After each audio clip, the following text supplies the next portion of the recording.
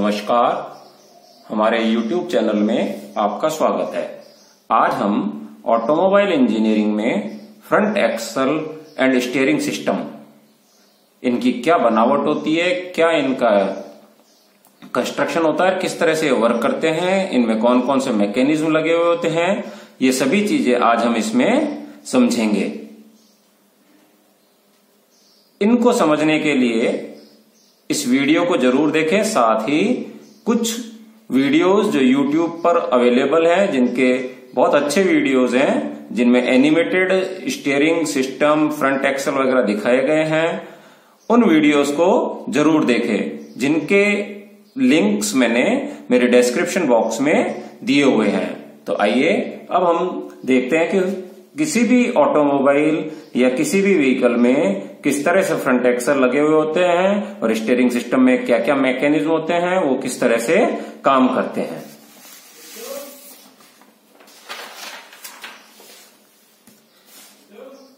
सबसे पहले हम ये समझेंगे कि स्टीयर क्या होता है। देखिए, स्टीयर का मतलब होता है कि गाइड और control the movement of A vehicle, ship और एयरक्राफ्ट। यानी जो शिप या एयरक्राफ्ट या व्हीकल है, मोटे तौर पर हम या मुख्य तौर पर जो पढ़ेंगे वो व्हीकल के बारे में पढ़ेंगे, लेकिन स्टीयर एक कॉमन टर्म है, इसलिए इनका भी यहां पर मैंने मेंशन किया है। चाहे वो शिप हो, चाहे एयरक्राफ्ट हो, चाहे व्हीकल हो, वो किस डायरेक्शन में चलना चाहिए या किस डायरेक्शन में हम उसको ले जाना चाहते हैं, ये जो सारा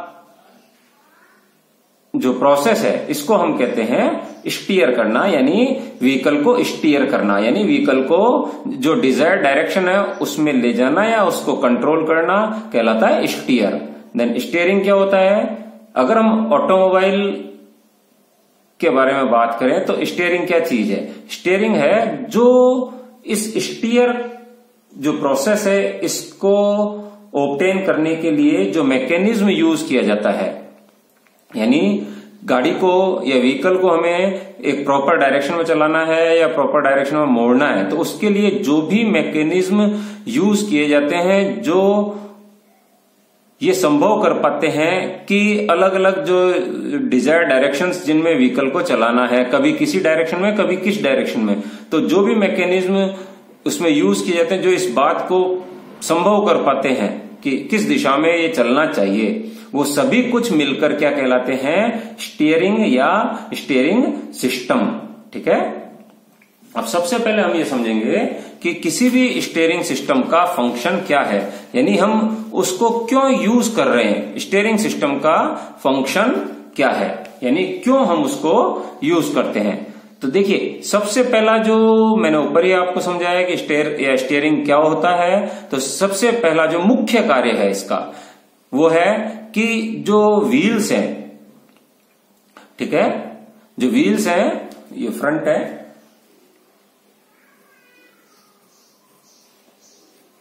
कॉमनली अगर अपन बात करें तो जो फ्रंट व्हील्स हैं उनको, जैसे मान लेते हैं ये व्हील्स चल रहे हैं इस तरह से, एक इधर गाड़ी यूं जा रही है, तो इनको डिजायर्ड डायरेक्शन में टर्न करना, यानी इनको एंगुलर मोशन देना। देखिए, व्हीकल में व्हील जो है रोटेरी मोशन तो कर ही रहा है, इस तरह से रोटेरी मोशन यूं करता करता व्हील जो है वो इस तरह से भी टर्न हो जाए, यानी उसको एक एंगुलर मोशन दे दिया जाए। ठीक है, तो ये एंगुलर मोशन कौन देता है? स्टीयरिंग सिस्टम देता है। तो इसका जो प्राइमरी फंक्शन है वो क्या है? प्राइमरी फंक्शन है टू टर्न द व्हीकल।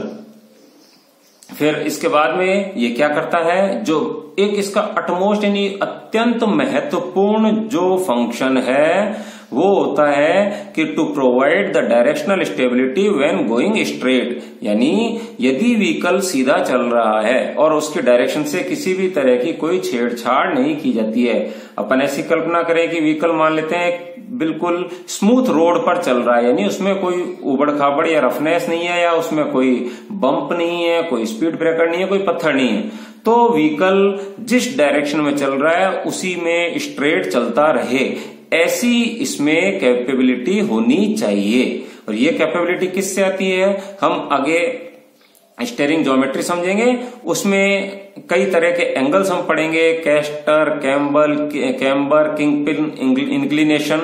तो उसमें एक एंगल हम देते हैं कैस्टर एंगल, यानी एक कैस्टर एंगल जो दिया जाता है वो ये फैसिलिटी इसमें प्रोवाइड करता है कि अगर व्हीकल सीधा चल रहा है तो सीधा ही चलता रहेगा, ठीक है, यानी जब तक कि उसे छेड़छाड़ नहीं की जाए। यानी ड्राइवर अगर व्हीकल सीधा चलाना चाहता है तो उसे कोई विशेष प्रयास नहीं करने पड़ेंगे, यानी स्टीयरिंग को बिल्कुल सीधा कस के पकड़ना नहीं पड़ेगा, व्हीकल अपने आप ही सीधा चलता रहेगा। फिर है, ये चीजें बहुत इंपॉर्टेंट हैं इसलिए इनको ध्यान से समझना जरूरी है। फिर है to provide perfect steering condition during the turn, यानी जब व्हीकल टर्न होता है, जैसे फॉर एग्जाम्पल जब व्हीकल टर्न होता है, किस तरह से टर्न होता है, व्हीकल इस तरह से टर्न होता है कि मान लेते हैं ये एक रोड है, रोड पर व्हीकल लेफ्ट साइड में टर्न हो रहा है, ये व्हीकल है मान लेते हैं, ठीक है, ये व्हीकल है, तो ये कैसे टर्न होगा, ये यहां पर ये इसके व्हील्स हैं, तो देखा व्हील्स तो इस डायरेक्शन में यूं मुड़े मान लेते हैं, स्टीयर किया हमने इसको, व्हील्स को यूं स्टीयर किया, तो व्हील तो जा रहे हैं सर्कुलर पाथ पर, लेकिन ड्यू टू इनर्शिया, जड़त्व के कारण ये गाड़ी तो सीधी ही चलेगी ना, गाड़ी बिल्कुल सीधी चलेगी। तो होगा क्या कि ये जो व्हील है ये रोल तो यूं कर रहा है, लेकिन गाड़ी इसको, गाड़ी की बॉडी के साथ ये सीधा भी पुश होगा, यानी इसमें रगड़ लगेगी, यानी ये घिसटता हुआ यूं भी जाएगा और रोल होता हुआ आगे भी जाएगा। ऐसा नहीं होना चाहिए, यानी व्हीकल स्टीयरिंग सिस्टम परफेक्ट तब माना जाता है जब ये जो व्हील्स हैं ये केवल रोल करें, न कि घिसटते हुए या रगड़ते हुए चले, यानी स्लिप नहीं होना चाहिए। तो ये जो सिचुएशन है ये कैसे हम इसको प्राप्त कर पाते हैं, मैं आपको स्टीयरिंग ज्योमेट्री पढ़ाऊंगा मेरे अगले लेक्चर में, क्योंकि एक हमें पहले आइडिया होना चाहिए कि स्टीयरिंग सिस्टम क्या होता है, उसमें कौन कौन से लिंकेज या कौन कौन से पार्ट्स लगे हुए होते हैं, वो कार्य कैसे करता है, उसके बाद ही ये चीजें प्रॉपर तरीके से समझ में आ पाएंगी, ठीक है। तो यहां पर जो एक इसमें परफेक्ट स्टीयरिंग ज्योमेट्री से क्या मतलब है कि ये जो व्हील है ड्यूरिंग द टर्न केवल रोलिंग ही होनी चाहिए, इनमें रगड़ नहीं लगनी चाहिए, नहीं व्हीकल के साथ घिसटता हुआ सीधे नहीं चलना चाहिए। व्हील जब इधर टर्न हो रहा है तो व्हीकल भी साथ साथ इसके टर्न होना चाहिए, ठीक है। तो इसको बोलते हैं परफेक्ट स्टीयरिंग ज्योमेट्री। तो स्टीयरिंग सिस्टम का क्या एक ऑब्जेक्टिव हुआ, फंक्शन क्या हुआ कि परफेक्ट स्टीयरिंग ज्योमेट्री ये प्रोवाइड करना चाहिए, ठीक है। फिर इसके बाद में एक और इम्पोर्टेंट चीज है, जैसे आपने देखा होगा जब आप बसेज में जाते हैं या आपने गाड़ी चलाई हो तो आपने देखा होगा जब ड्राइवर गाड़ी को टर्न करता है तो टर्न करने के बाद में स्टीयरिंग को छोड़ देता है और व्हीकल अपने आप ही सीधा चलने लग जाता है अधिकांश गाड़ियों में, ठीक है। विशेष तौर पे जो लग्जरी गाड़ियां होती हैं, कार्स होती हैं, उनमें फ्रिक्शन बहुत कम होता है और सिस्टम भी बहुत सोफिस्टिकेटेड होते हैं, तो वहां पर ये चीज विशेष तौर पर देखने को मिलती है क्या कि गाड़ी ने जब टर्न कंप्लीट कर लिया है, जैसे ही गाड़ी ने मान लेते हैं कि गाड़ी इस तरह से टर्न कर रही थी, गाड़ी यूं टर्न कर रही थी, देखिए स्टीयरिंग को घुमाया तो व्हील इधर टर्न हो गए और गाड़ी इसके बाद में जब सीधी चलने लग जाती है तो ड्राइवर को स्टीयरिंग व्हील को वापस से इस डायरेक्शन में नहीं घुमाना होता, वो छोड़ देता है और ऑटोमेटिकली ये वापस से घूमकर सीधा हो जाता है। इसी चीज को हम बोलते हैं to facilitate the straight ahead recovery, यानी रिकवरी का मतलब पुनः प्राप्त करना, वापस से सीधा चलने लग जाना बिना किसी एफर्ट के।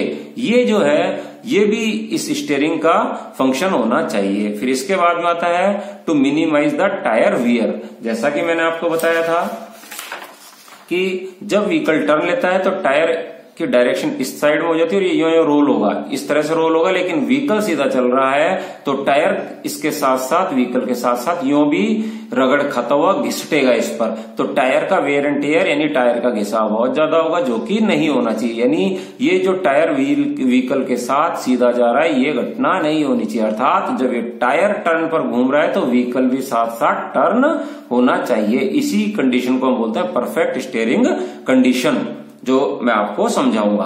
तो परफेक्ट स्टीयरिंग कंडीशन होगी तो टायर का वेयर एंड टेयर बहुत कम होगा, ठीक है।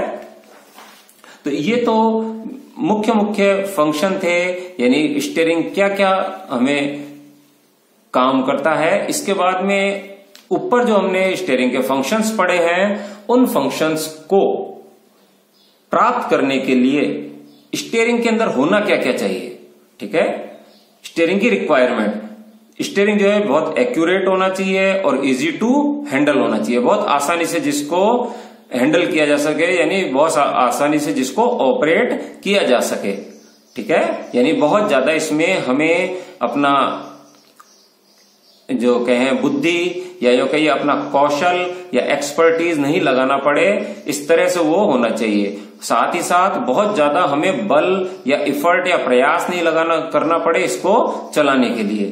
फिर कंफर्टेबल ऑपरेशन होना चाहिए। कंफर्टेबल ऑपरेशन का मतलब ये होता है कि जो स्टीयरिंग सिस्टम है, गाड़ी जब चल रही है और बार बार गाड़ी को स्टीयर करना पड़ता है सड़क पर, तो ड्राइवर को आराम रहे, यानी ड्राइवर को थकावट महसूस नहीं हो। फिर जो एक बहुत इंपॉर्टेंट चीज है, road shock should not be transmitted to the driver.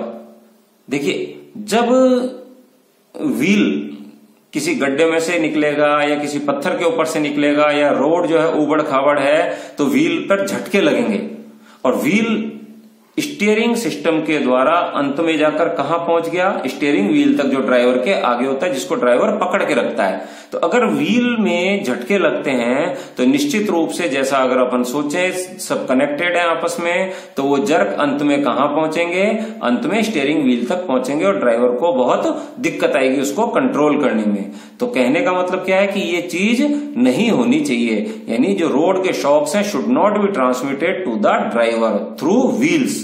एक तो ये होता है कि थ्रू सस्पेंशन सिस्टम, नीचे जो स्प्रिंग शॉकर लगे हो उनके द्वारा बॉडी से, और बॉडी से ड्राइवर को। एक ही होता है व्हील से द्वारा जो अंदर स्टीयरिंग के जो अलग अलग लिंक या अलग अलग पार्ट्स लगे हो उनके जरिए से स्टीयरिंग व्हील तक। तो वो वाली बात कर रहा हूं मैं, स्टीयरिंग व्हील वाली, वो नहीं होना चाहिए। इसको हम बोलते हैं इरिवर्सिबल होना चाहिए, यानी ड्राइवर स्टीयरिंग व्हील को घुमाए तो पहिया टर्न हो, लेकिन उल्टा बोले तो पहिए को यदि टर्न करें तो व्हील पे किसी भी तरह का मूवमेंट नहीं होना चाहिए, जिसको मैं आगे डिस्कस करूंगा, ठीक है।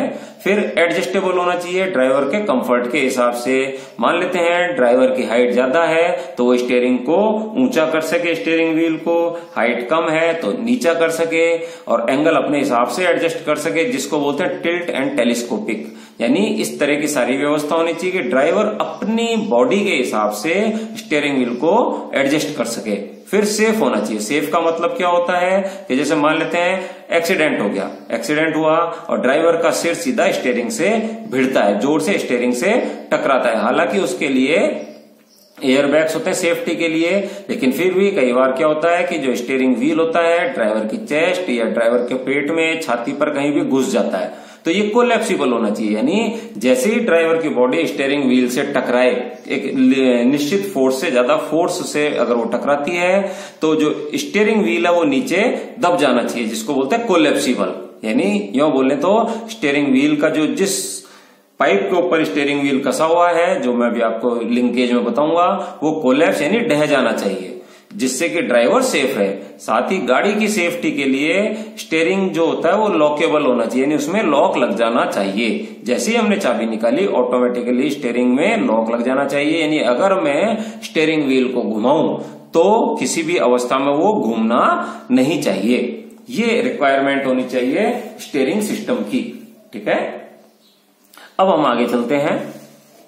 देखिए, ज्यादातर गाड़ियों में क्या होता है कि जो स्टीयरिंग सिस्टम यानी टर्न के लिए कौन से पहियों को घुमाया जाता है, टर्न के लिए आगे के पहियों को घुमाया जाता है। इसीलिए हम आगे के पहियों का जो एक्सल सिस्टम है उसको पहले समझते हैं। देखिए, मोटे तौर पर जो फ्रंट एक्सल होता है, यानी आगे के पहिए जिस एक्सल पर टिके हुए होते हैं, वो एक्सल जो होती है वो एक्सल दो तरह की हो सकती है। एक तो रिजिड यानी पूरी एक साबुत, एक होती है इंडिपेंडेंट। इंडिपेंडेंट का मतलब लेफ्ट साइड वाली एक्सल अलग है, राइट साइड वाली एक्सल अलग है। यहां पर देखिए, ये एक आगे अभी मैं दिखाऊंगा नेक्स्ट पेज पर कि ये एक्सल एक सिंगल पीस है, ठीक है। पहली चीज तो ये इस तरह की जो आकृति, जैसे आप ट्रकों को सामने से देखें, हैवी व्हीकल्स को सामने से देखें, तो एक ऐसे गर्डर या आई सेक्शन की एक लोहे का फ्रेम होता है, इस पर यहाँ एक पहिया लगा होता, अंदर का मैकेनिज्म मैं अभी नहीं बता रहा हूं कैसे लगा हुआ होता है। एक पहिया इस पर होता है और एक पहिया इस पर होता है, यानी अगर ये एक्सल यहां से ऊंची नीची होगी तो इसको प्रभावित करेगी। उल्टा बोले तो अगर ये पहिया ऊंचा नीचा होता है तो इसको प्रभावित करेगा, यानी ये एक दूसरे पर डिपेंडेंट है। क्यों? क्योंकि ये सॉलिड एक ही पीस है, जो ज्यादातर किस में लगा हुआ होता है, यूजुअली हैवी व्हीकल्स में, ट्रक वगैरह में लगा हुआ होता है। और सामान्य तौर पर ये कैसा होता है, डेड एक्सल होता है। डेड एक्सल का मतलब होता है ये किसी भी प्रकार से घूमता नहीं है, यानी इसके ऊपर पहिए जो हैं वो ठीक वैसे ही कसे हुए होते हैं जैसे साइकिल का आगे वाला पहिया, अर्थात साइकिल का आगे वाले पहिए को फ्रीली मैं उसकी एक्सल के ऊपर घुमा सकता हूं। ठीक है, पीछे वाला पहिया चेन के जरिए से जुड़ा हुआ होता है, लेकिन ये ठीक वैसे ही है जैसे ठेला होता है, सब्जी वाले का ठेला होता है, उसके पहिए भी बिल्कुल ऐसे ही फ्री होते हैं। या जैसे टोंगे का पहिया भी इस तरह से फ्रीली माउंटेड होता है। ये तभी काम आते हैं जब हमारी पावर रियर व्हील्स को, यानी रियर व्हील ड्राइव होता है, तब हम इस तरह का एक्सल काम में लेते हैं। ठीक है, तो यूजुअली जब रिजिड फ्रंट एक्सल होता है तो वो डेड एक्सल होता है और हैवी व्हीकल्स में काम आता है। लेकिन इंडिपेंडेंट किस तरह से होता है, देखिए ये फ्रेम है, फ्रेम के साथ एक लिंक ये है, ये मैं आपको सस्पेंशन सिस्टम में डिटेल में बताऊंगा। यहाँ केवल ये समझाने के लिए कि इंडिपेंडेंट और रिजिड फ्रंट एक्सल क्या होते हैं। तो देखिए यहां पर क्या है, यहां पर ये एक बॉल जॉइंट है, ठीक है, और ये भी एक बॉल जॉइंट है, ये एक बॉल जॉइंट है, बॉल जॉइंट है, बॉल जॉइंट है, और ये बॉल जॉइंट, और ये लिंक है, यानी ये मान सकते हैं लोहे की छड़ है, 1 2 3, ठीक है। और ये फ्रेम है बॉडी का, यहाँ पर इंजन वगैरह लगा हुआ होता है, ऐसे ही इस साइड में है। ठीक है, मान लेते हैं ये पहिया ऊपर होता है, यहां से यहां मान लेते हैं इस पहिए के ऊपर कोई नीचे, इसके कोई नीचे एक पत्थर आ गया, तो ये किस तरह से हो जाएगा, ये लिंक, ये अब इस तरह से हो जाएंगे।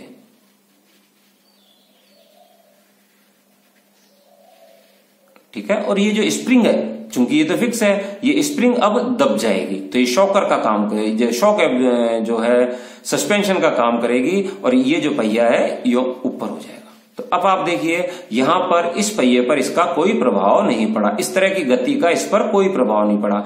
ऐसे ही इधर अगर होता है तो ये सारे पिन जॉइंट का, ये हालांकि पिन जॉइंट नहीं होते, इनको बोलते हैं बॉल जॉइंट। बॉल किस तरह के जॉइंट है, ये बॉल जॉइंट। बॉल जॉइंट का एग्जांपल अपन इससे समझ सकते हैं, जैसे स्कूटर मोटरसाइकिल में जो रियर व्यू मिरर होता है, जिसमें से हम पीछे के सारे सीन को देख सकते हैं, ड्राइवर देखता है, जो आगे हैंडल पर लगा हुआ होता है, उस शीशे को किसी भी तरह से हम घुमा सकते हैं। एक वो शीशा जो है वो एक छड़ पर इस तरह से रोड पर कसा हुआ होता है, और यहाँ पर शीशे को कैसे भी अपन घुमा सकते हैं। तो ये क्या है, बेसिकली यहाँ पर एक बॉल है, एक बॉल लगी हुई है, और जो शीशा है उसके अंदर बॉल का ही जैसा एक केविटी या एक जगह बनी हुई है, वो इस बॉल के ऊपर यूं रहती है, और अब ये आसानी से यूं घूम सकता है किसी भी दिशा में। तो बेसिकली ये बॉल जॉइंट होते हैं। ठीक है, ये सभी बॉल जॉइंट होते हैं। किस तरह से मूवमेंट करते हैं मैंने आपको समझा दिया। तो देखिए इसका मूवमेंट इस पर प्रभाव नहीं डालता, इसका मूवमेंट इस पर प्रभाव नहीं डालता, इसलिए हम इसको बोलते हैं इंडिपेंडेंट सिस्टम। सामान्य तौर पर यह कहां काम आता है, जो कारें होती हैं या लाइट व्हीकल्स होते हैं, उनमें इंजन से पावर आगे वाले व्हील्स को ही मिलती है। यहां पर इंजन से पावर जो रिजिड एक्सल होता है, यानी हैवी व्हीकल्स में इंजन से पावर रियर एक्सल्स को मिलती है। ठीक है, इसलिए यहां पर क्या होता है, यहाँ इंजन है, इंजन से पावर डिफरेंशियल गियर बॉक्स को जाती है, गियर से डिफरेंशियल को जाती है, फिर डिफरेंशियल से एक शाफ्ट इस पहिए में लगती है, एक शाफ्ट इस पहिए में लगती है। ठीक है, तो ये इंडिपेंडेंट चलता है, ये इंडिपेंडेंट चलता है, ये मैं आपको मेरे अगले वीडियो में बताऊंगा। ठीक है, तो इस तरह से ये दो प्रकार की एक्सल हो सकती है, फ्रंट एक्सल और इंडिपेंडेंट एक्सल। ठीक है, अब हम स्टीयरिंग के पॉइंट ऑफ व्यू से समझते हैं कि ये एक्सल किस तरह से होती है। तो देखिए यहां पर जो मैं आपको स्टीयरिंग सिस्टम समझाने जा रहा हूं वो बेसिकली मैं रिजिड एक्सल के लिए समझाने जा रहा हूं। ठीक है, तो ये आपको रिजिड एक्सल की बनावट यहां पर दिखाई गई है। तो रिजिड एक्सल क्या होता है, सिंपली ये ट्रक को हम सामने से देख रहे हैं। ठीक है, यानी मैं अगर आपको समझाना चाहूं तो ये ट्रक है, ये जैसे ट्रक फ्रंट है, ठीक है, और ये इसकी नीचे की एक्सल है।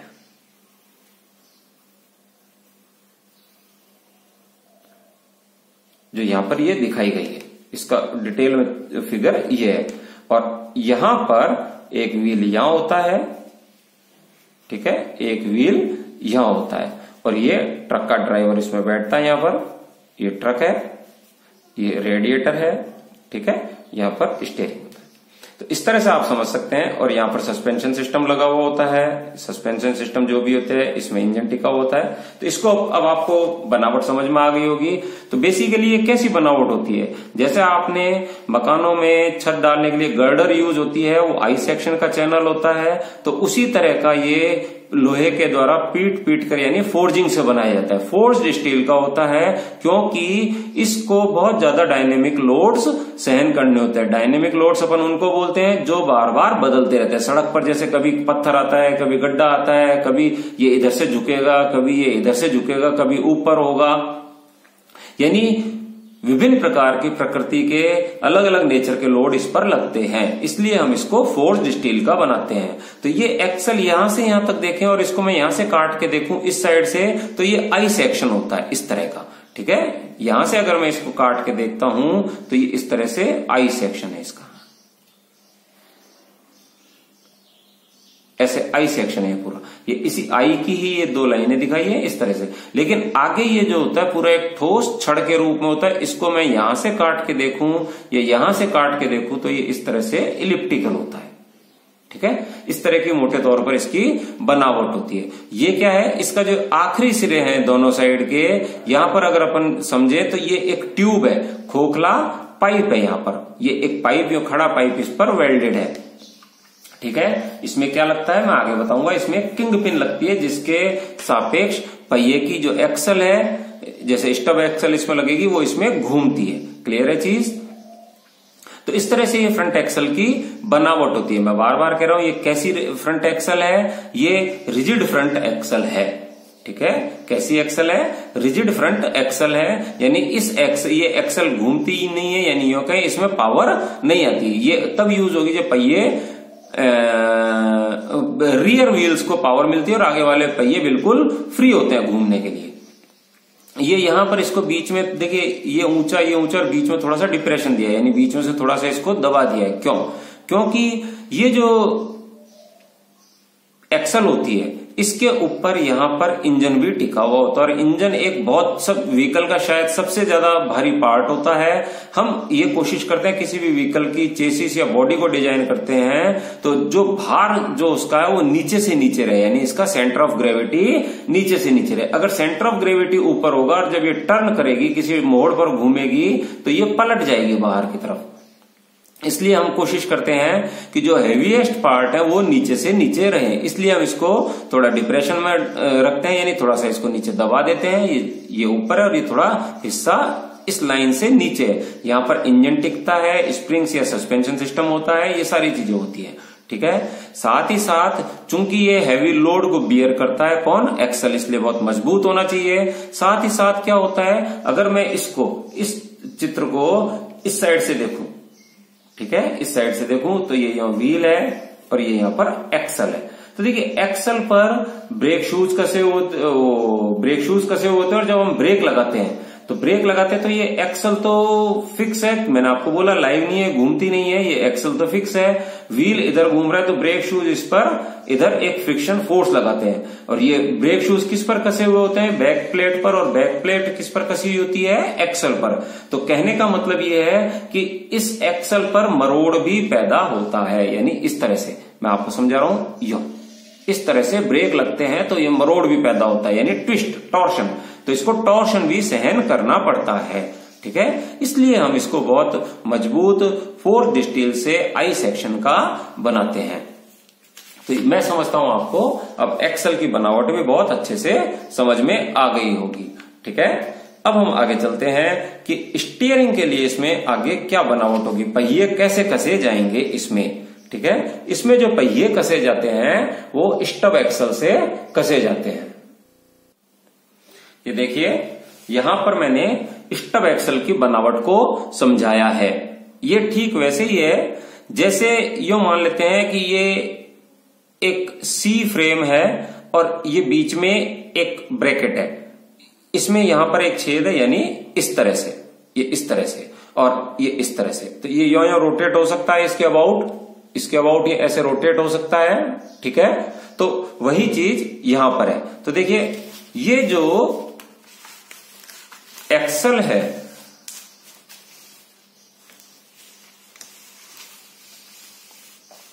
ये जो एक्सल है इसके ऊपर यहां पर स्टब एक्सल कसी जाती है। तो स्टब एक्सल क्या होती है मैं अभी आपको समझाऊंगा, लेकिन वो इस पर कैसे कसी जाती है। तो ये जैसे ये मैंने आपको बताया था, एक होलो खोखला ट्यूब है या एक नली है, तो इसके ऊपर हम ऐसे एक सी फ्रेम की एक चौड़ी पट्टी है मान लेते हैं, इस तरह से एक चौड़ी पट्टी है, ये सी फ्रेम की पट्टी इस पर हम कस देते हैं और यहां पर एक रॉड बाहर निकली हुई है, इसमें एक छेद होता है, नीचे छेद होता है, ऊपर से एक मैं कोई बोल्ट या पिन डालूं तो वो इस छेद में से होती है, इस ट्यूब में से होती है, नीचे चली जाएगी। अब ये जो है इधर उधर यूं आराम से इस पिन के सापेक्ष यूं घूम सकता है। तो इसको तो बोलते हैं हम stub axle, stub STUB। Stub का मतलब किसी भी एक्सल का कुछ हिस्सा।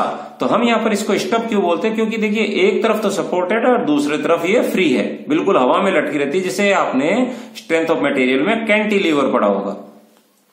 और ये एक सी फ्रेम हो गया, तो इसमें छेद है, एक छेद नीचे, ऊपर से आर पार इसमें एक पिन डालते हैं जो इस ट्यूब में से होती हुई बाहर निकल जाती है, यहां निकल जाती है, ठीक है। इसको हम आई होल भी कह सकते हैं। तो इस तरह से ये आराम से रोटेट हो सकती है, ठीक है। तो इसी व्यवस्था को हम बोलते हैं स्टब एक्सल, कि कई तरह की हो सकती है। किस तरह से, देखिए ये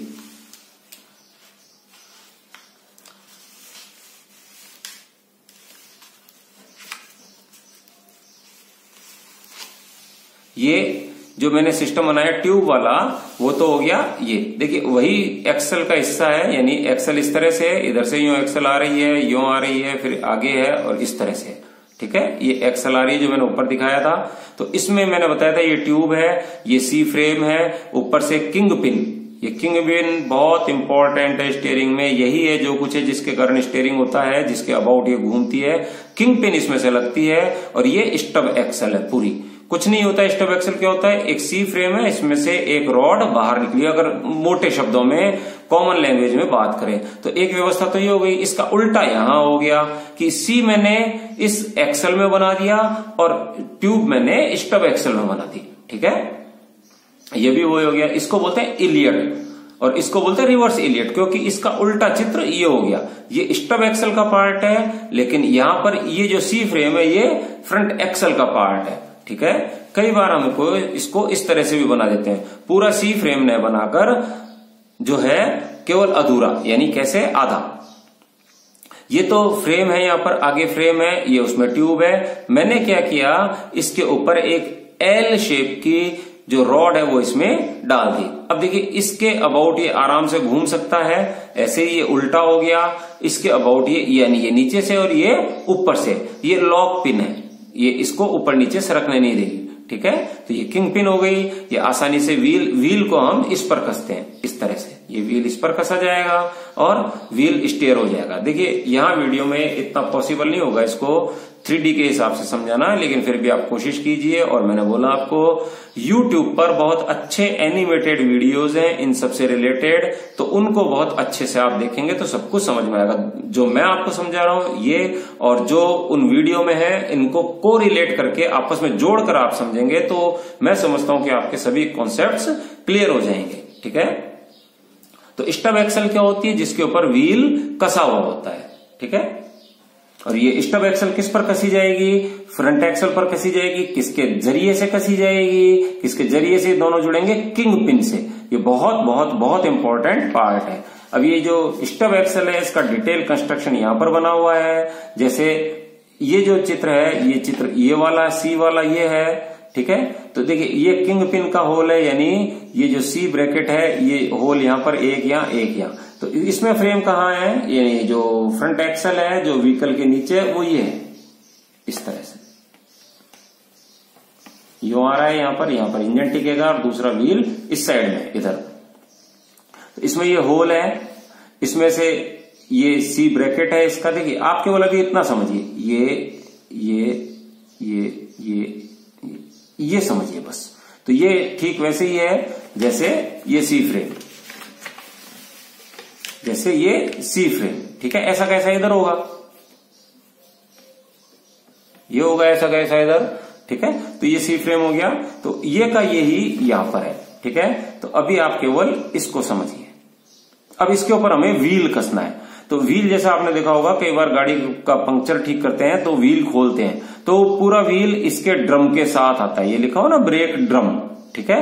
तो ये ब्रेक ड्रम है, ये बैक प्लेट होती है जो इसके स्टब एक्सल का जो सी है उसके ऊपर कसी हुई होती है, यानी ये घूमते नहीं है, पहिए के साथ ये घूमते नहीं है। बैक प्लेट इस तरह से कसी होती है, घूमती नहीं है। इसके ऊपर सभी व्हील सिलेंडर, शूज वगैरह सब इसके ऊपर कसे हुए होते हैं। फिर इधर से ड्रम आता है, इस तरह से, जो मैं आपको ब्रेक में बताऊंगा। ऐसे ये ड्रम होता है, इस तरह से यहां पर ड्रम होता है, सारे शूज की व्यवस्था। जब ये शूज फैलते हैं तो इनसे टच होते हैं, ब्रेक लगता है। तो कहने का मतलब क्या है, कहने का मतलब ये है कि ये जो बाकी ऊपर दिखाया है, अब जो व्हील है इस स्टब एक्सल के ऊपर टिकेगा, तो सीधा नहीं इसको व्हील को इसके ऊपर कसते हैं। क्यों? क्योंकि फ्रिक्शन ज्यादा होगा। तो यहां पर हम 2 बॉल बेयरिंग लगा देते हैं, ठीक है।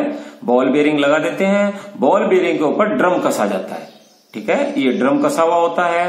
फिर यहां पर बोल्ट निकले हुए होते हैं, जिन पर जब हम टायर चढ़ाते हैं या व्हील चढ़ाते हैं तो व्हील की रिम में जो व्हील होता है उसमें होल होते हैं। व्हील का जो मेटल का धातु का पार्ट होता है उसमें होल होते हैं, वो बोल्ट इसमें टिकते हैं। ये सारी व्यवस्था अपन पढ़ेंगे व्हील्स एंड टायर्स में, ठीक है।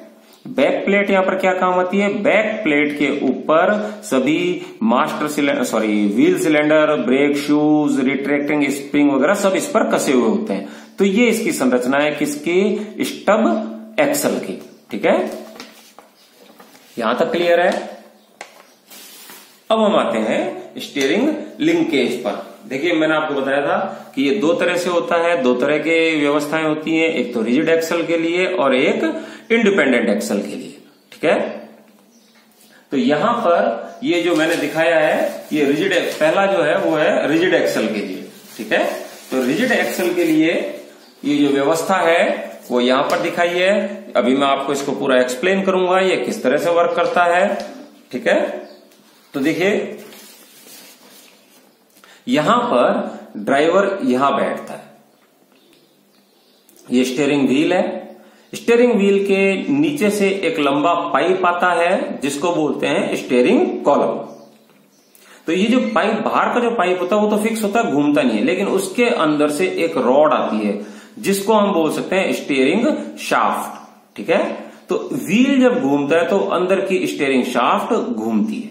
फिर यहां पर ये होता है एक स्टीयरिंग बॉक्स, जो अगर हम ड्राइवर की सीट पर बैठेंगे तो हमें ये कुछ नहीं दिखेगा, ये यहां तक का ये कुछ नहीं दिखता है क्योंकि ये गाड़ी के नीचे कहीं अंदर लगा हुआ होता है। बाकी फिर नीचे से अगर हम व्हील को देखेंगे तब हमें ये चीजें दिखेंगी सारी, ठीक है। तो यहां पर देखिए पहले इसकी बनावट समझते हैं, फिर इसको ये वर्क कैसे करता है, ऑपरेशन कैसे होता है इसका, वो समझेंगे। तो देखिए ये क्या है, स्टीयरिंग व्हील है, ये स्टीयरिंग कॉलम है। स्टीयरिंग कॉलम में से एक स्टीयरिंग शाफ्ट आती है, यानी व्हील को घुमाते हैं तो वो शाफ्ट घूमती है, न कि ये कॉलम तो फिक्स होता है, ठीक है। फिर एक स्टीयरिंग गियर बॉक्स होता है, इसके अंदर क्या होता है ये हम सेपरेटली अलग से पढ़ेंगे, स्टीयरिंग गियर बॉक्सेस। बस आप तो यो मान के चलिए कि जब मैं इस स्टीयरिंग व्हील को घुमाऊंगा और ये शाफ्ट घूमेगी तो इसके अंदर जो भी मैकेनिज्म लगा हुआ है उस मैकेनिज्म के द्वारा ये जो बाहर क्रैंक शाफ्ट आ रही है, इसको हम क्रैंक शाफ्ट भी बोल सकते हैं, ये जो बाहर शाफ्ट आ रही है ये घूमती है, ये इस तरह से घूमती है, इधर और इधर, यानी ये जो शाफ्ट आ रही है ये इस तरह से घूमती है। किसके द्वारा? इसके द्वारा। बीच में क्या लगा हुआ है? Steering gear box. तो मोटे तौर पर यदि हम समझें तो देखिए इसकी अक्ष थी ऐसे और इसकी अक्ष हो गई इस तरह से, यानी हमने जो रोटेशनल मोशन था वो 90 डिग्री पर घुमा दिया। यानी हमें गियर बॉक्स के अंदर इस तरह की व्यवस्था करनी है कि जो रोटेशनल मोशन है वो 90 डिग्री पर घूम जाए। साथ ही साथ इसमें हमें एक स्टीयरिंग रेशो भी मेंटेन करना पड़ता है, वो मैं आपको बताऊंगा। क्यों? क्योंकि ये गियर बॉक्स एक तरह से मैकेनिकल एडवांटेज भी हमें प्रोवाइड करता है, यांत्रिक लाभ, यानी हम कम फोर्स लगाकर अधिक फोर्स, इन व्हील को स्टीयर करने में बहुत ताकत लगानी पड़ती है, तो वो ताकत इन लिंकेज के द्वारा अपने आप बढ़ती चली जाती है, लीवरेज के द्वारा या यहां पर जो भी सिस्टम लगा हुआ है उसके द्वारा। क्लियर है चीज? इनको मैं अभी बार बार कह रहा हूं आपसे कि इसको मैं आगे स्टीयरिंग गियर बॉक्स में समझाऊंगा कि इसमें क्या लगा हुआ। अभी हमें केवल ये समझना है कि जब हम इसको घुमाते हैं, यानी स्टीयरिंग व्हील को घुमाते हैं, तो इस कॉलम के अंदर स्टीयरिंग शाफ्ट घूमती है, तो ये जो बाहर जो क्रैंक शाफ्ट बाहर आ रही है, ये क्रैंक शाफ्ट घूमती है। क्रैंक शाफ्ट घूमती है तो इससे एक ड्रॉप आर्म, इससे एक नीचे की तरफ लटकती हुई एक भुजा टाइप यूं कह लीजिए लोहे की पत्ती है, जिसको हम बोलते हैं ड्रॉप आर्म या पिटमैन आर्म। ये इंपॉर्टेंट चीज है, पिटमैन आर्म। आपसे पूछा जा सकता है पिटमैन आर्म किस सिस्टम का हिस्सा होती है? तो पिटमैन आर्म जो होती है वो स्टीयरिंग सिस्टम का हिस्सा है, पार्ट है। जब मैं इसको यूं घुमाऊंगा तो देखिए ये तो घूमता है पूरा चक्कर, ठीक है, लेकिन ये इतना नहीं घूमता। क्यों? क्योंकि इसमें गियर रेशो बहुत ज्यादा लिया जाता है। ठीक है, क्लियर है चीज? तो जब ये शाफ्ट घूमेगी तो ये इस तरह से आगे यो ऑसिलेट करेगा, इधर उधर, यानी यो चलेगा। जब यो चलेगा तो देखिए ये ड्रैग लिंक है या लिंक रॉड है, यहां से यहां तक एक रॉड लगे। अगर आपको स्टीयरिंग सिस्टम बहुत अच्छे से समझना है, देखना है, तो जो ट्रैक्टर होता है उसमें आपको बहुत क्लियर दिखते हैं, सब चीजें एकदम क्लियर दिखती हैं। आप इस डायग्राम को लेकर खड़े हो जाइए ट्रैक्टर के सामने और स्टीयरिंग को ऑपरेट कीजिए, आपको सब कुछ क्लियर समझ में आएगा। ठीक है, तो देखिए जब ये ऑसिलेट होगी, यानी जब ये पीछे जाएगी, एक तरह से हम ये मानते हैं कि ये पीछे जाती है। ठीक है, जब ये पीछे जाएगी तो ये ड्रैग लिंक है या लिंक रॉड है, ये भी इसके साथ साथ पीछे जाएगी। अब हम इस असेंबली को समझते हैं। ठीक है, ये ठीक वही है जो हमने पहले समझ चुके हैं। ये केवल देखिए ये यही व्यवस्था है जो यहां पर है, ये देखिए। ठीक है, हम ये सारा समझ चुके हैं। यहां पर ये ट्यूब होती है, एक नली होती है, ये नली ये वाली है, ये हिस्सा ये नली है। और फिर मैंने आपको बताया था कि ये स्टब आर्म होती है, स्टब एक्सल होती है एसएससी ब्लॉक में। तो देखिए यहाँ पर एक थोड़ा बस शेप अलग है, बाकी ये एक सी है, इस तरह से ये एक सी है। ठीक है, और ये ट्यूब है, और ऊपर से यहाँ इस होल में से किंग पिन अंदर गई, वो इस ट्यूब में से होती हुई इसी पार्ट का जो नीचे का हिस्सा उसमें से निकल के हमने उसको वहां पर लॉक कर दिया है। यानी इसके अबाउट ये पूरा का पूरा पार्ट इस तरह से ऑसिलेट कर सकता है, ऐसे ही इसको ये यो ऑसिलेट कर सकता है। ठीक है, तो अब आप देखिए कि इसी का यानी steering wheel, column, gear box, drop arm, link rod, फिर इसके बाद में आता है लिंक रॉड आर्म, यानी आर्म हम उसको बोलते हैं जो कि किसी एक पॉइंट से कुछ दूरी प्रोवाइड करते हुए घूमती है। ठीक है, तो ये पॉइंट ऑफ रोटेशन हो गया, यानी किंग पिन क्या है? पॉइंट ऑफ रोटेशन है। इसका किसका? इस स्टब एक्सल का पॉइंट ऑफ रोटेशन है। ठीक है, तो जब ये पीछे जाएगा, यानी ये हिस्सा पीछे जाएगा, तो ये वाला हिस्सा इधर आएगा। क्यों? इनडायरेक्टली अगर अपन बात करें तो ये ठीक इस तरह से हो गया, जैसे यो। और अगर मैंने इसको यहां पर पिन किया, इस पॉइंट पर मैंने पिन किया और इस पॉइंट को मैं पीछे खींचूं, तो ये वाला पॉइंट आगे आएगा। ठीक है, ये वाला पॉइंट आगे आएगा। इसके ऊपर पहिया चढ़ा हुआ है, तो पहिया किधर घूमेगा? ड्राइवर के हिसाब से देखें तो पहिया लेफ्ट साइड में टर्न के लिए घूमेगा। यहां तक क्लियर है? वापस से मैं इसको रिपीट करता हूं कि देखिए जब ये ड्रॉप आर्म पीछे गई, जब ये ड्रॉप आर्म पीछे गई, तो ये हिस्सा इसका जो ड्रैग लिंक है, इसका जो आगे का एक देखिए ड्रैग लिंक यहां से यहां तक है, इसका ये वाला हिस्सा तो ड्रॉप आर्म से जुड़ा हुआ है, दूसरा हिस्सा इस लिंक रॉड आर्म से जुड़ा हुआ है। जब मैं इसको पीछे की तरफ करूंगा तो इसके सापेक्ष ये पूरी बॉडी इधर घूमेगी। ठीक है, ये इधर जाएगा तो ये इधर जाएगा, तो ये व्हील इस पर कसा हुआ है वो लेफ्ट साइड में टर्न के लिए घूमेगा। देखिए अब जब ये यो घूमेगा तो ये एक अलग लिंकेज व्यवस्था दी हुई है। ठीक है, ये जो यहां से यहां तक है इसको हम बोलते हैं टाई रॉड या ट्रैक रॉड, जो इन दोनों स्टब एक्सल को जोड़ती है। आप क्यों मान के चलिए, बस 90 डिग्री का एंगल यहां पर है, 90 डिग्री का एंगल यहां पर है, ठीक है। एक इस रॉड से मैंने इसको जोड़ दिया। अब आप देखिए, जब ये इस तरफ टर्न हो रही है तो ये वाला भी तो यूं ही टर्न होना चाहिए, ठीक है। यानी ये जो स्टब एक्सल है ये इधर जानी चाहिए। क्लियर है चीज? तो देखिए यहां से बिल्कुल क्लियर दिख रहा है, जब ये पूरा सिस्टम यूं घूमेगा तो ये जो रॉड है जिसको हम बोलते हैं track rod arm, track rod arm इधर जाएगी। जब ये इधर जाएगी तो इस टाई रॉड को या ट्रैक रॉड को इधर पुश करेगी। जब ये इधर पुश करेगी तो ये जो ट्रैक रॉड आर्म है, देखिए अब अगर ये इस साइड में टर्न कर रही है तो सारी व्यवस्था का एंगल ऐसे हो जाएगा। ये जो रॉड है ये यूं हो जाएगी, टाई रॉड आगे जाके आगे हो जाएगी और ये रॉड यूं टेढ़ी हो जाएगी। यानी ये एंगल, ये जो एंगल है ये चेंज हो जाएगा। ये 90 डिग्री था तो ये 90 डिग्री ज्यादा हो जाएगा, ये 90 डिग्री था तो ये 90 डिग्री से कम हो जाएगा और ये रॉड यानी स्टब एक्सल इधर टर्न हो जाएगी, ठीक है। तो इस तरह से दोनों व्हील एक साथ टर्न होते हैं टुवर्ड्स लेफ्ट या टुवर्ड्स राइट। ये निर्भर करता है कि हम इसको किस डायरेक्शन में घुमा रहे हैं। जैसे मान लेते हैं जब मैं इसको ड्राइवर के हिसाब से, ड्राइवर इधर मुंह करके बैठेगा तो ड्राइवर का ये तो हो गया लेफ्ट और ये हो गया राइट। तो ड्राइवर अगर लेफ्ट साइड में टर्न करना चाहता है तो इस स्टीयरिंग व्हील को इस तरह से घुमाएगा, यूं घुमाएगा, ठीक है। जब यूं घुमाएगा और ये कैसे टर्न होने चाहिए, ऐसे, यानी ये इधर और ये इधर। तो सीधी सी बात है, जब इधर टर्न होगा तो ये पीछे जाना चाहिए, यानी गियर बॉक्स में व्यवस्था ऐसी होनी चाहिए कि ड्राइवर जब इस व्हील को यूं घुमा रहा है तो पिटमैन आर्म जो है वो पीछे जानी चाहिए। तो ये ऑटोमेटिकली यूं घूमेंगे। रिवर्स करेगा तो सारा प्रोसेस उल्टा हो जाएगा। अब यहां पर ये क्या है, ये बेसिकली बॉल जॉइंट है। बॉल जॉइंट क्या होते हैं इसको आप थोड़ा ध्यान से समझिए। बॉल जॉइंट क्या होते हैं, जैसे मान लेते हैं एक रॉड ये है और एक रॉड ये है।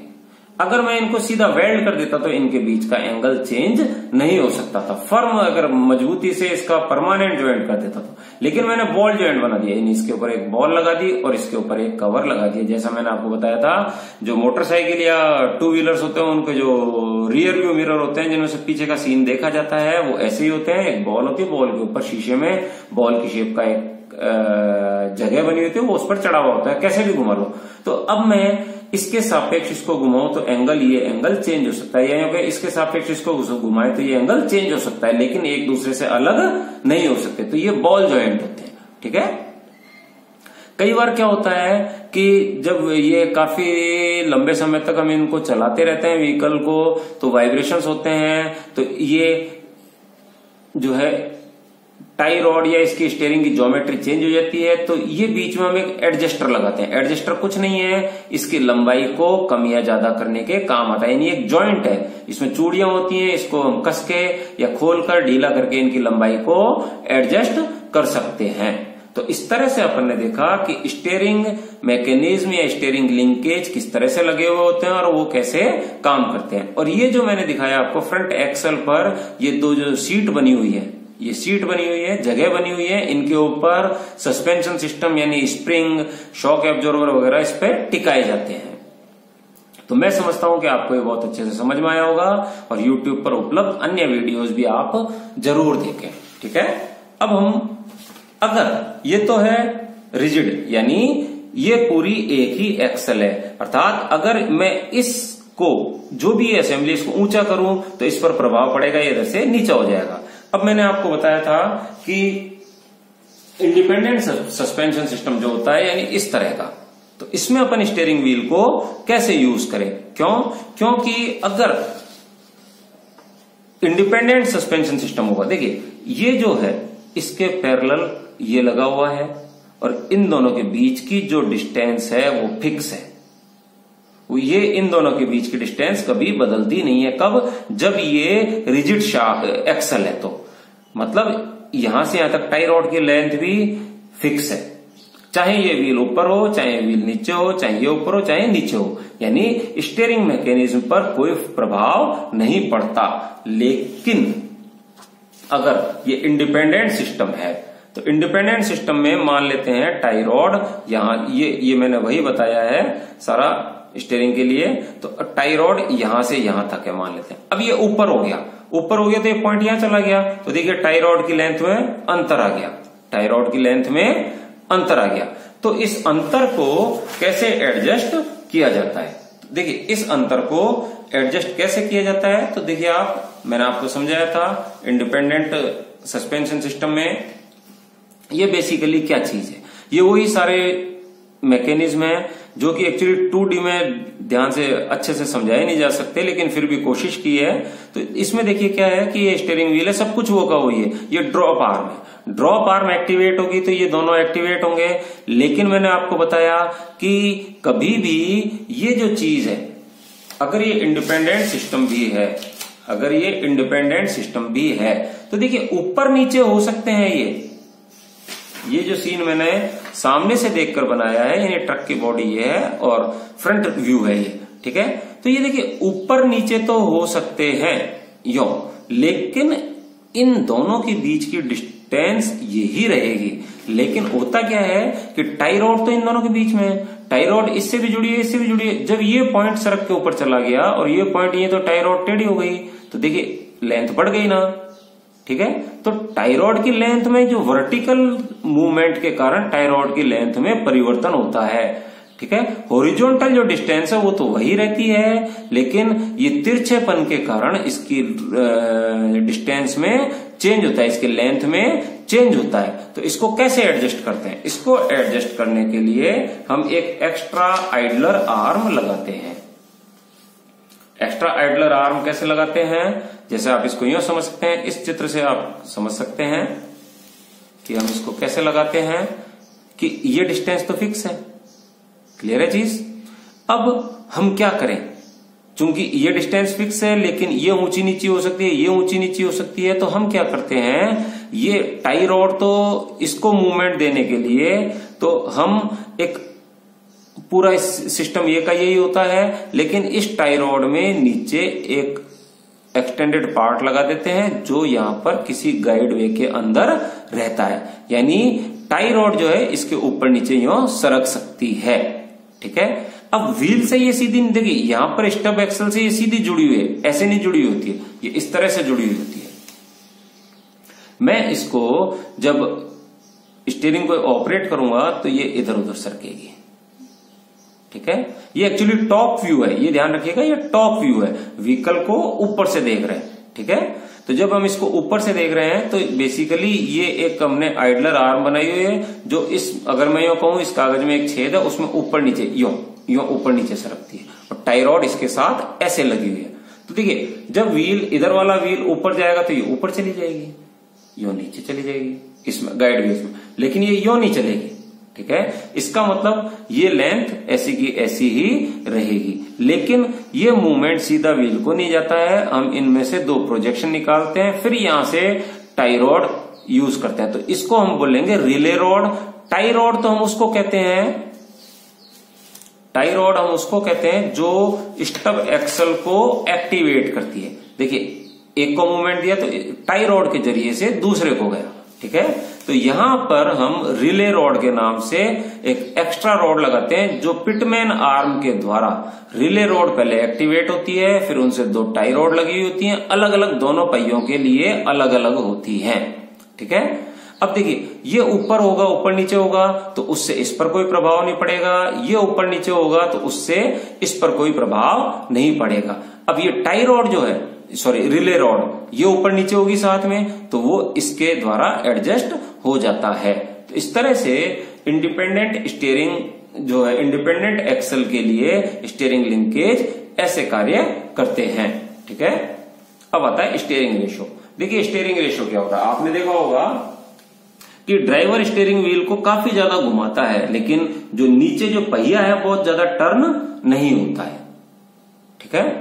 इसी के अनुपात को हम बोलते हैं स्टीयरिंग रेशियो, यानी angle turn by the steering wheel. Steering wheel जिसको हमने जितना एंगल घुमाया डिवाइडेड बाय उसके प्रभाव से व्हील जो है वो कितना टर्न हुआ, दोनों के कोण का अनुपात कहलाता है स्टीयरिंग रेशियो। जो छोटे व्हीकल्स होते हैं कार्स वगैरह, उसमें 12 से 15:1 का अनुपात होता है। यानी अगर स्टीयरिंग व्हील को मैं 12 या 15 डिग्री घुमाऊंगा तो स्टब एक्सल जिस पर पहिया कसा हुआ है, पहिया यो कसा हुआ है, स्टीयरिंग व्हील को घुमाया तो ये पहिया यो टर्न होगा या यो टर्न होगा, तो ये जो टर्न होगा ये 1 डिग्री होगा। तो इसके अनुपात को हम बोलते हैं स्टीयरिंग रेशियो।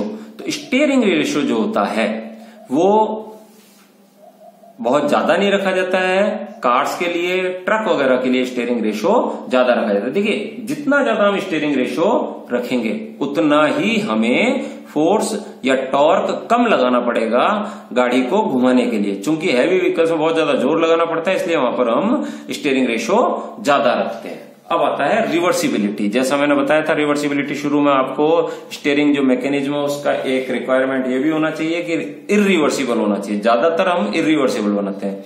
रिवर्सिबल का मतलब क्या होता है कि जब मैंने स्टीयरिंग व्हील को रोटेट किया तो जो गाड़ी का जो पहिया है वो टर्न हुआ, यानी मूवमेंट कहां से चला, स्टीयरिंग व्हील से चला और व्हील नीचे सड़क पर पहिए तक पहुंचा। ठीक है, लेकिन इसका उल्टा क्या संभव होगा, यानी मैं सड़क पर जो पहिया है, रोड का जो व्हीकल का जो व्हील है जो रोड पर टिका हुआ है, यानी स्टब एक्सल को यदि मैं टर्न करूं तो क्या ऊपर स्टीयरिंग व्हील तक वो मूवमेंट पहुंचेगा और स्टीयरिंग व्हील घूमेगा?